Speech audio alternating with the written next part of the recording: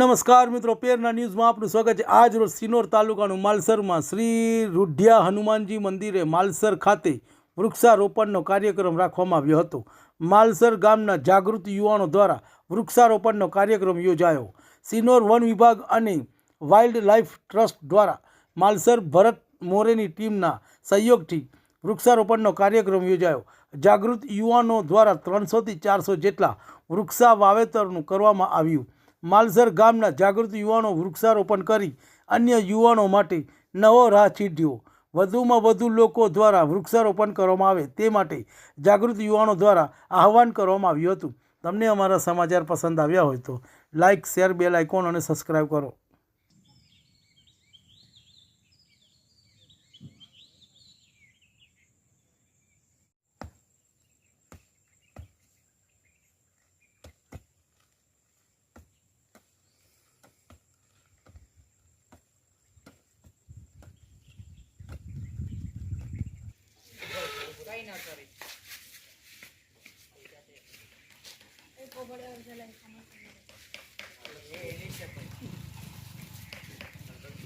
ભારત માતા કી જય।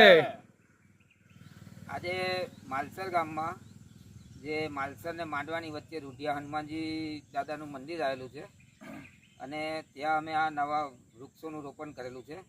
કેમ કે અત્યારે દિવસે દિવસે ગરમીનો પારો વધતો જાય છે અને આ નવા રસ્તાઓ બને ને બધું થાય છે, એમાં જે વૃક્ષોનું નિકંદન નીકળે છે તો અમે નવા વૃક્ષોનું વાવેતર કરી અને સૃષ્ટિનું બચાવ થાય એ રીતનું અમે કાર્ય કરી રહ્યા છે। અને અમારા જે ગામના યંગ બ્લડ બધા જે છોકરાઓ છે એ બધાના સાથ સહયોગથી અમે આ કાર્ય કરી રહ્યા છે અને એમાં અમને બધી રીતનો સહયોગ મળી રહે। અને અહીંયાના જે ફોરેસ્ટ ઓફિસર છે સાહેબ આરડી દવે સાહેબ, એમને પણ અમને ઘણી મદદ કરી છે।